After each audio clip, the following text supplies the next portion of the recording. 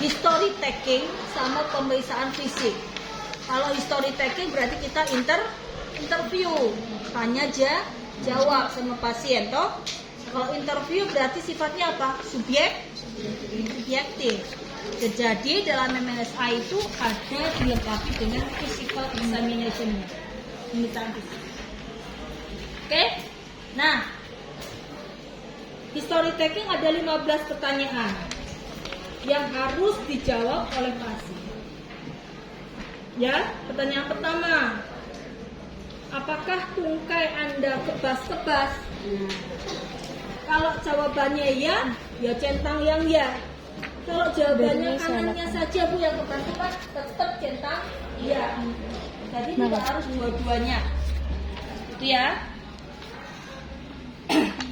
Apakah Anda pernah mengalami rasa sakit seperti terbakar? Nah, ini kan tanda-tanda dari apa? Neuropati ya. Kebas, kebakar, kemudian sensitif untuk disentuh, nomor 3. Kemudian mengalami kram otot. Biasanya orang neuropati mengalami kram otot di malam hari. Saat dia tidur, kram. Ya.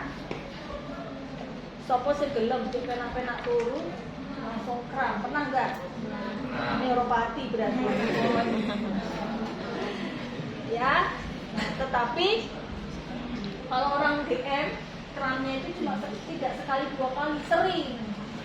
Ya, sering sehingga dia gelisah kalau mau tidur, takut kram.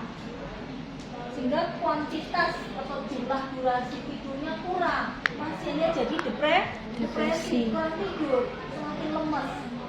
Ya. Apakah merasakan sakit ketika menggunakan selimut? Ya. Pasien neuropati seringnya itu kalau selimutan rasanya kayak ditusuk tusuk. Itu apa namanya tadi? Hiperalgesia. Kemudian apakah pasien merasakan panas dingin ketika mandi? Ojo kena dosek ya. Jadi pakai tabung reaksi, kasih air panas, air dingin. Pasien suhu merem bisa nggak merasakan panas dan ya untuk semua area kanan dan kiri. Kita cek. Nomor 8, apakah pernah mengalami luka di kakinya? Ya, Bu, pernah Bu? Ya wes pernah centang, tapi kamu bisa lihat ada luka, berarti kita centang ya. Apakah dokter pernah memberitahu Anda mengalami neuropati? Kadang-kadang tidak tahu kalau dia mengalami neuropati.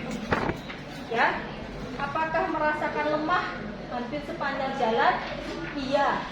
Wong DMT sini apa? Lemes, ya kan? Kalau ngantukan, ya, lemes sama ngantukan. Ya, habis makan ngantuk. Ayo, sopo.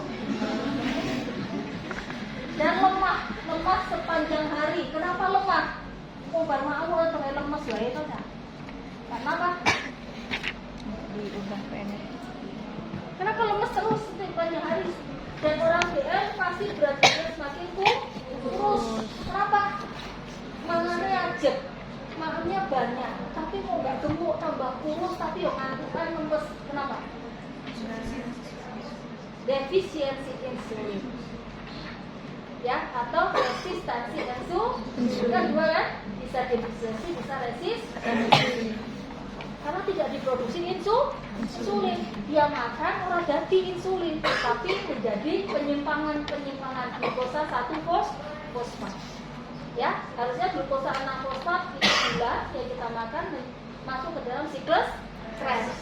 Tetapi karena dia terjadi kerusakan pada sel langergan, ya, maka terjadi penyimpang. Good.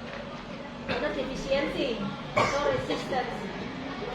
Apakah keluhannya semakin memburuk di malam hari? Apakah tungkainya sakit saat berjalan? Apakah bisa merasakan berjalan? Nah itu tadi. Orang neuropati kadang-kadang dia mengatakan tidak merasakan bisa berjalan dengan baik, seperti berdiri di atas kapas. Ya. Apakah kulit Anda sangat kering dan pecah-pecah? Ya ditonton, jangan teko. Lihat pasiennya ya. Tapi kalau pas interviewnya lewat by phone ya bisa. Ya. Pernahkah diamputasi? Iya. Skor 15. Jika skornya itu di atas 7 atau lebih, maka dikatakan pasiennya adalah neuropati. Ya. Skor interview ini skornya lebih dari 7, maka dia neuropati. Oke? Lanjut. Yuk, sekarang pemeriksaan fisik. Dan coba terus ke sini kayak gini.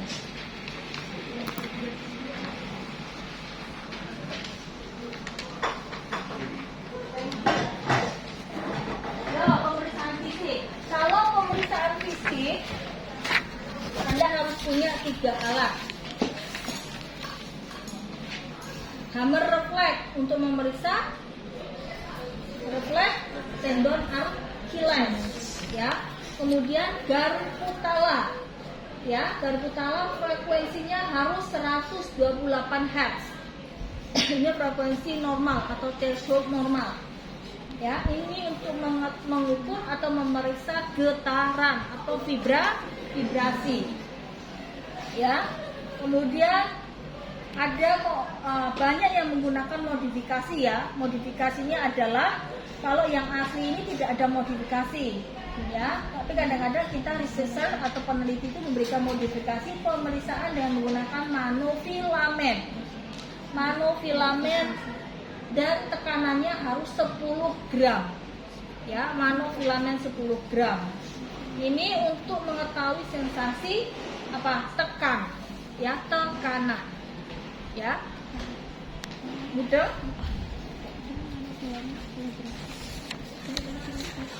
Oke, mbak tanganmu gini, jangan tekan. Rasanya apa? Getar ya. Oke, bisa merasakan ya. Sekarang untuk mata, nanti Anda harus mendeteksi ini kaki kanan atau kaki kiri, ya.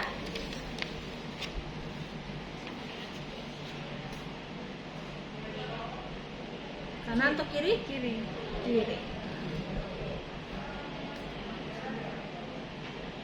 Kanan. Maju aja nggak apa-apa. Oke. Neuropati itu pasti terjadi sekitar ini. Ini namanya neuropati. Ya.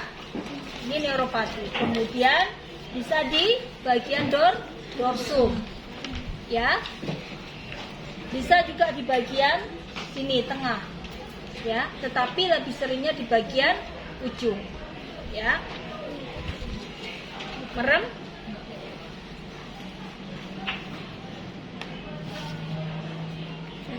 Kiri.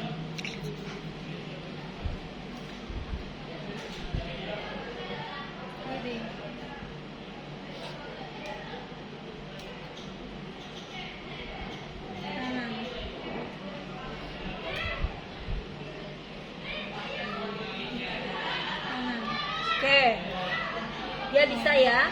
Nah, minimal ada setiap tempat minimal 3 titik minimal. Saya bilang minimal 3 titik. Kalau dikatakan ya, dia mengalami neuropati, ya, jika yang bagaimana? Dari misalnya mana Mbak? Saya yang pemeriksaan ini dulu ya, persepsi getaran ya, yang paling bawah. Persepsi getaran. Oke. Nah, kalau pasiennya dari ketiga-tiganya itu mampu menjawab dengan benar, ya, jadi skornya 0, ya, 0. Berarti, ini bisa kebalik. Ada nilainya 1, tidak ada itu skornya 0, ya, 0. Balik ya, mudeng ya. Oke, tidak ada berarti skornya 0. Kalau dari 3 tempat dia salah, ada yang salahnya 1 atau salahnya 2, berarti skornya berapa? 0,5. Mudeng ya. Nah, Oke, ingat kanan sendiri, kiri sendiri. Kamu nanti ngitung kanan dan kiri, ya. Kanan berapa, kiri berapa. Ditambahi di sini monofilamen, ya. Monofilamen 10 gram. Oke. Monofilamen sama seperti getaran tadi, ya. Bisa merasakan? Oke. Oke ya, ini kayak panjang. Bisa?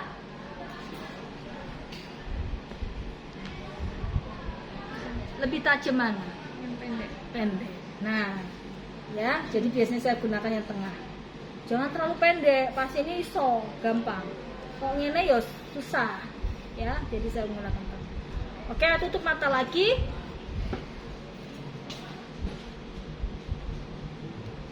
Kanan. Kiri. Kiri. Kanan. Kiri. Kanan. Bisa ya? Sama seperti tadi, 3. Kalau dia benar semua berarti skornya 6. Kalau dari 3-3-nya itu dia nggak bisa jawab yang benar semuanya, berarti nilainya 1. Ya, mudah? Oke. Udah ya pemeriksaannya. Oke, kita lihat dari awal penampakan kaki kanan dan kiri, kita lihat normal atau tidak. Oh, kita lihat di bagian kanan. Adakah deformitas? Enggak. Belum tentu. Tadi deformitasnya apa aja? Apa?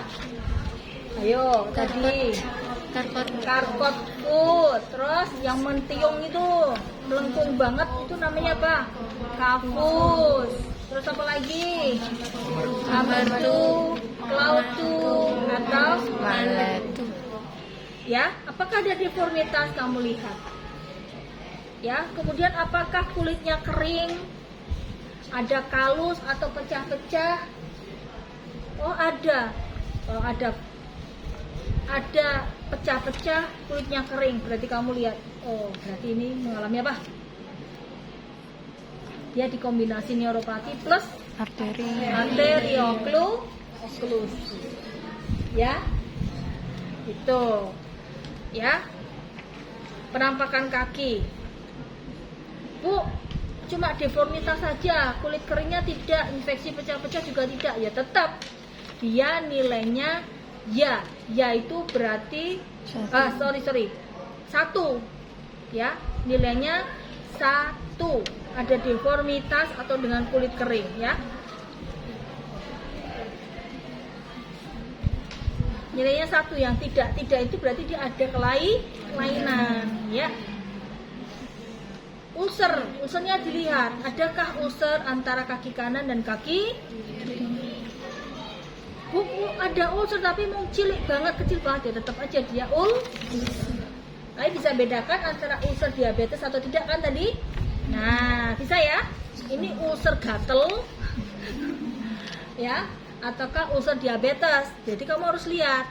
Oh, ini warnanya kering dan ada pink. Dan ada nekrotik di pinggirnya, berarti arteri. Warna kulitnya kok coklat kehitaman. Enak. Yes, kamu bisa ngerti ya. Oke, kemudian kita harus periksa tendon refleks. Mbak kakinya ngegantung, Mbak. Nah, yang kita periksa adalah tendon refleks Achilles. Pada pasien diabetes mellitus, dia lebih cenderung mengalami kolagenase yang sangat cepat sekali. Kolagenase pada tendon Achilles. Jadi mengakibatkan tendon Achillesnya itu tebal. Ya, tendon Achillesnya tebal kalau orang DM.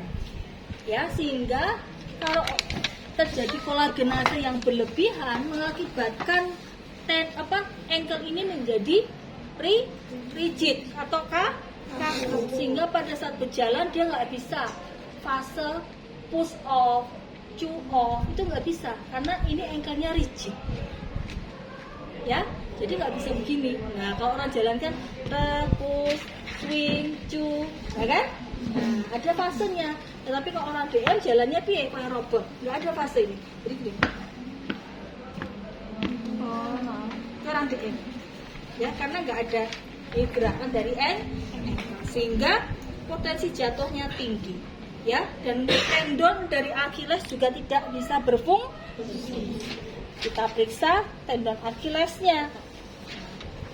Caranya gini ya. Jadi agak di stretch. Jangan begini. Gini kamu tutuk ya lama keluar, tapi gini di stretch. Kemudian kamu tutuk tendon. Nah, gini ya. Bisa ya? Coba gini. Tidak bisa. Tapi gini di overstretch. Stretch. Nah, wah tendon hilang ya. Aku lemas, saya lemas. Kamu nggak lemas ini? Saya nggak ngerasa ada beban. Nggak lemas ya? Nah, dah ya. Oke, mudah. Kalau dia dipukul sekali langsung teng gitu berarti apa? Tendonnya lihat ya. Berarti normal. Mana refleks ya? Ada berarti 0. Tadi kok ditutuk orang mentu ini berarti dia absent. Ada berarti skornya 1. Kalau tidak keluar tendonnya berarti nilainya 1. Tapi kalau kita pukul melemah, teng gitu aja, ya, berarti 0,5. Tetapi misalnya kita sudah stretch gini nggak keluar ya, tapi diginiin kemudian kita generasikan, ini namanya generasik ya.